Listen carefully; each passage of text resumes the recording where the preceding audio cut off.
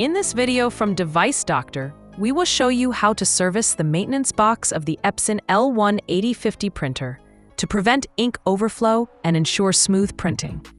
If you're having trouble with your printer, you can fix it for free on your own. If you have any technical questions or aren't sure which printer to buy, just ask us for expert advice and free support. The maintenance box in Epson L18050 printers is a small container that collects waste ink during printing and cleaning. Over time, the ink pads inside the box become full. If the box is not serviced or replaced, ink can overflow from the pads, causing leaks inside the printer. This can lead to printer damage, poor print quality, and error messages. Servicing the maintenance box or replacing its pads ensures the printer runs smoothly and extends its lifespan.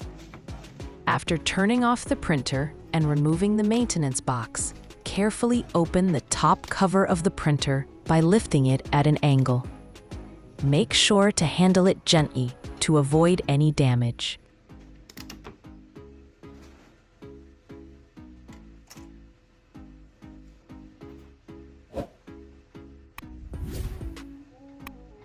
Hold the maintenance box carefully and pour the waste ink into a safe container. Then, using tweezers, remove the ink pads from the box one by one.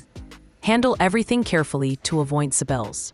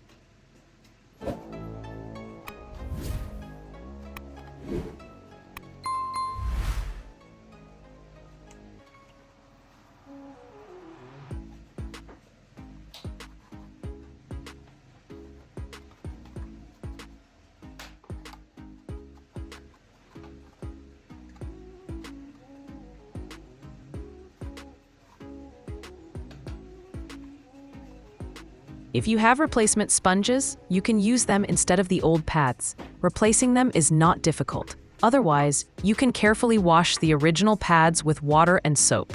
Let them dry completely and then place them back into the maintenance box.